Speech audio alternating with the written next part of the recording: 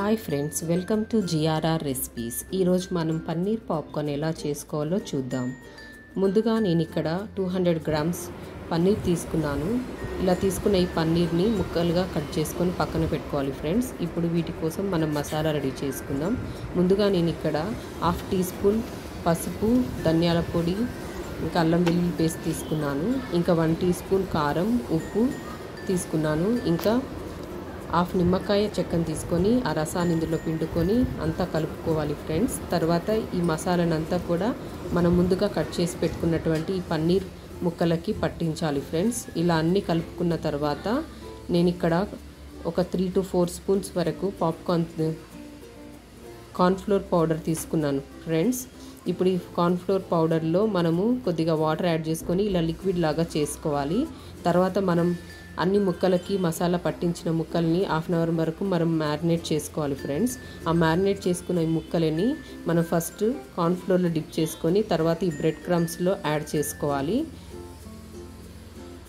ఇలా ఒక్కొక్కటిగా అన్ని ఈ ఫస్ట్ కార్న్ఫ్లోర్లో యాడ్ చేసుకున్న తర్వాత బ్రెడ్ క్రమ్స్లో యాడ్ చేసుకొని ఇలాగే అన్ని ముక్కల్ని కూడా పక్కన పెట్టుకోవాలి. ఇలా యాడ్ చేయడం వల్ల మనకి ఈ పాప్కార్న్ అనేది క్రిస్పీగా వస్తుంది. ఇప్పుడు మనము ఒక బాండి పెట్టుకొని ఆయిల్ పోసుకొని ఆయిల్ వేడెక్కాక మనం మంటని మీడియం ఫ్లేమ్లో పెట్టి ఇప్పుడు మనం మ్యారినేట్ చేసుకున్నటువంటి ఈ పన్నీర్ ముక్కలన్నిటినీ కూడా ఈ ఆయిల్లో ఒక్కొక్కటిగా వేసుకొని ఫ్రై చేసుకోవాలి ఫ్రెండ్స్.